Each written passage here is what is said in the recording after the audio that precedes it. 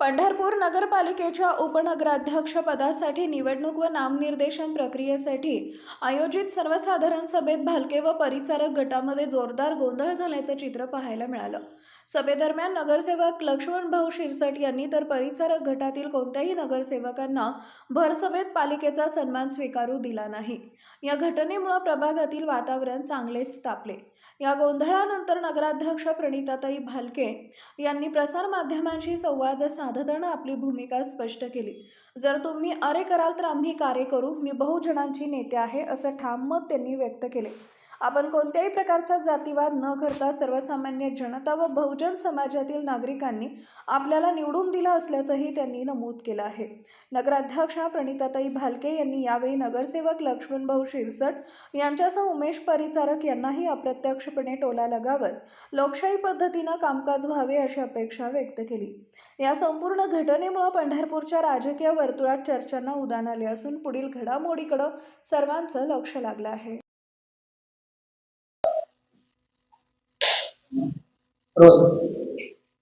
काय आज पहिल्यांदाच सर्वसाधारण सभा पार पडली, त्यामध्ये गोंधळ उडाला आज चर्चा आहे, काय सांगतो?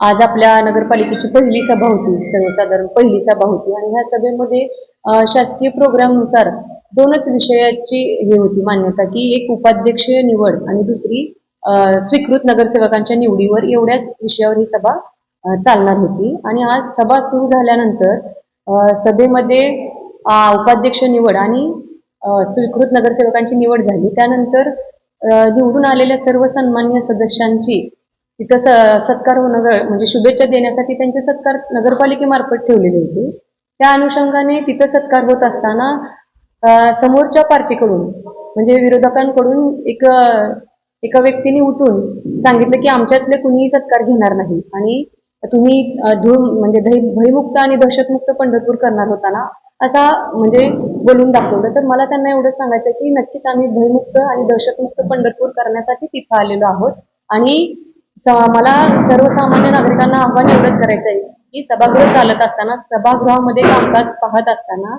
सभागृहामध्ये येणारा प्रत्येक व्यक्ती, मग स्वतः मी नगराध्यक्ष असू द्या किंवा निवडून आलेले सर्व सन्माननीय सदस्य, हे सभागृहात एक असतात सगळे। इथं कुठल्याही पक्षाचा, पार्टीचा, गटातटाचा विषय नसतो। ते लोकांचे प्रतिनिधी म्हणून तिथं आलेले असतात। मी असू द्या किंवा सर्व इतर सगळे नगरसेवक असू द्या, तिथं ते लोकांचे प्रतिनिधी म्हणून त्यांचं सर्वसामान्य लोकांचं प्रतिनिधित्व करायला आपल्याला सभागृहात पाठवलं जातं। ज्येष्ठ नागरिक आहेत, महिला आहेत, बसल्यामुळं कुठेतरी आमची मेजॉरिटी आहे, आम्ही एक म्हणजे एक नंबरच्या बँकेत बसणार, यावरून वाद नाही, असं नाही होतं। सभागृहामध्ये महिला मेजॉरिटी आहेत, एका साईडला महिला बसतील आणि एका साईडला पुरुष बसतील असं झालं होतं। पण त्याला कुठेतरी समोरच्यांनी वेगळं वळण दिलं आणि कुठल्याही प्रकारचा तिथं म्हणजे बसण्यावरून वाद हस्तक्षेप केलेला नाही। सभागृहामध्ये कामकाज करत असताना कुठेतरी गटतट विभागणी करण्याचं काम विरोधकांकडनं झालं। म्हणजे त्यांनीच असं ठरवलं की आमचे एका साईडला बसतील आणि समोरचे एका साईडला बसतील, पण आपण सभागृह चालवत असताना सगळेच एक आहोत असं म्हणूनच चालवावं लागतं आणि त्या ठिकाणी आपण महिला एका साईडला बसतील आणि पुरुष एका साईडला बसतील असं होत असताना कुठेतरी चुकीचं वळण दिलं गेलेलं आहे। नाही, तर ते त्यांनी ठरवावं शिकवून झाले का कसं, पण कुठेतरी सन्मान्य एका व्यक्तीकडून सर्वच्या सर्व सन्मान्य सदस्यांना सत्कार स्वीकारू नका असं सांगणं म्हणजे मी माझ्याकडे पेनड्राईव्ह आहे, फुटेज आहे, तुम्ही सगळ्यांना मी हे देणार आहे, तुम्ही ते दाखवा, वाचवा, सांगा, मी नाव घ्यायच्या काही गरज नाही, तुम्ही याच्यातून बघू शकता, सांगू शकता। सभागृहामध्ये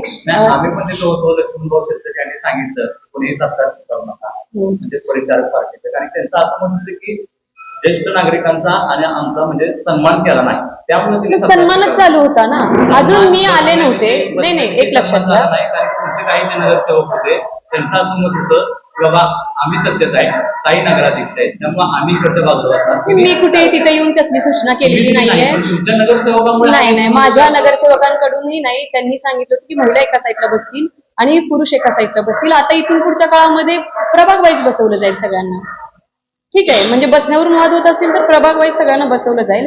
महिलांना पुरुषांच्या तुलनेत महिला संख्या एका साईडला बसतील असं सांगण्यात येत होतं आणि ते रास्त होतं। पण कुठेतरी आमच्या कुणाचाच सदस्यांचा सत्कार करू नका, सत्कार हा कुठला माझ्या वैयक्तिक बालकेचा नव्हता, तर सत्कार हा नगरपालिकेमार्फत प्रशासकीय सत्कार होता आणि त्याची खंत त्यांच्या पार्टीच्या नगरसेवकांनी माझ्यापाशी येऊन बोलून देखील दाखवले की वैयक्तिक मला भेटून त्यांनी सांगितलं की आज जो सभागृहामध्ये प्रकार झाला त्याचे म्हणजे आम्हाला म्हणजे त्याचं वाईट वाटलेलं आहे आम्हाला. म्हणजे त्यांच्यात ते नगरसेवक हो, माझ्या संपर्कात म्हणजे मी आज आईच्या भूमिकेत आहे इथं, मी नगराध्यक्ष आहे, माझ्या संपर्कात ते रोजच असणार आहे.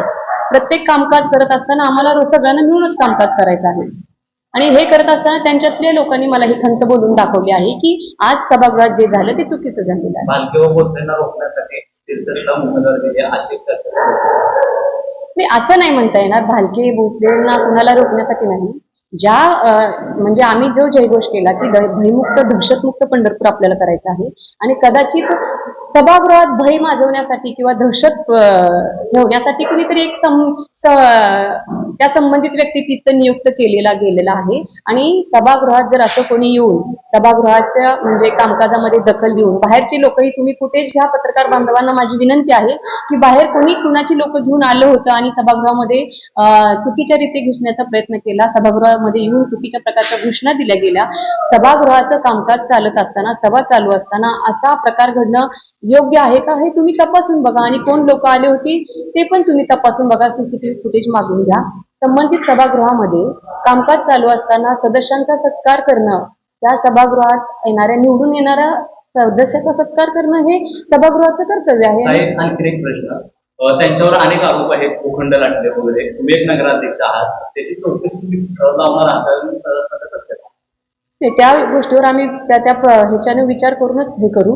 पण आता सध्याचा जो विषय आहे की सभागृहात एका संबंधित सदस्याला पाठवून अख्ख्या सभागृहावर दहशत करण्याचा जो प्रयत्न चालू आहे हा कुणाचा आहे तो तुम्ही तपासून बघा. अख्ख्या सर्वसामान्य पंढरपूरकरांनी राजकीय शक्ती आहे असं वाटतं? नक्कीच असू शकते आणि सर्वसामान्य भालकेंना रोखण्यासाठी नाही. मी असं म्हणेल की विकास कामं रोखण्यासाठी असं करण्याचा घाट असेल. कारण ह्या सभागृहात आम्हाला सगळ्यांना सर्वसामान्य लोकांनी कशासाठी पाठवले की आपल्या शहराचा विकास व्हावा, शहरातील प्रत्येक प्रभागाचा विकास व्हावा या दृष्टिकोनातून आपल्याला इथं पाठवलेलं आहे.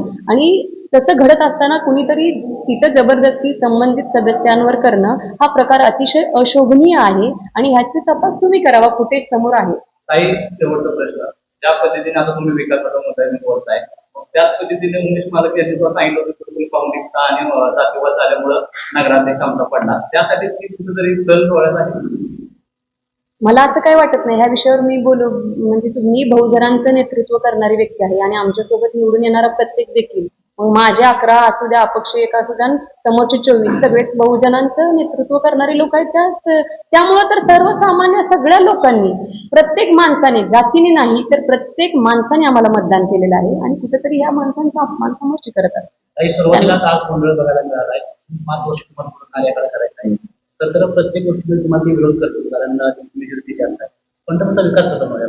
हे विरोध प्रश्नच तुमचा असा आहे की मला विरोध करणार नाही, हे विकासाला विरोध करतील आणि कदाचित समोरच्यांनी त्यासाठी विकासाला विरोध व्हावा म्हणून पाठवलेत का काही याची चौकशी तुम्ही करावी. भयमुक्त दहशतमुक्तीचा नारा देणाऱ्या भाषेत डायरेक्ट नाव का दिसलं? नाव काय सभा मी तर फुटेज देते ना. मी माझ्या पहिल्याच भाषणात देखील सांगितलेलं आहे की आदरणीय तात्यांनी सभागृहामध्ये दहशत माजवण्याचा प्रयत्न करू नये आणि असं केलं तर ह्यांनी जर मला आरे केलं तर त्याला कार्य करायला मी तेवढी सक्षम आहे आणि येणाऱ्या काळामध्ये माझ्या सभागृहामध्ये माझ्या सर्वसामान्य लोकांच्या विकासाच्या प्रश्नावरती मुद्द्यावरती त्यांनी नक्कीच मला प्रश्न विचारावेत. विकासाच्या मुद्द्यावर नक्कीच मला त्यांनी वेठीस धरावं. पण चुकीच्या मार्गाने जर मला किंवा सभागृहाला वेठीस धरण्याचा जर समोरच्या कुणी प्रयत्न केला तर हे सभागृहात खपवून घेतले जाणार नाही. आता त्याच्यावर मी ते सांगू शकत नाही. ज्या दिवशी माझा विजय झाला त्याच दिवशी मी सगळ्यांना सांगितलेलं आहे की आपल्याला सर्वसामान्य लोकांनी निवडून दिले ना, इथून पुढच्या काळात जेवढे निवडून आले माझे प्लस त्यांचे या सगळ्यांना सोबत घेऊन आपल्याला काम करायचंय. कुठेतरी पराभव हार जीत ही होत असते. जे आपल्या पदरात पडलं त्याला सर्वस्व मानून आपल्याला पुढे काम करायचं असतं. शहराच्या विकासाच्या दृष्टिकोनातून इथून पुढच्या काळामध्ये सभागृहात चर्चा व्हावी एवढीच माझी अपेक्षा आहे.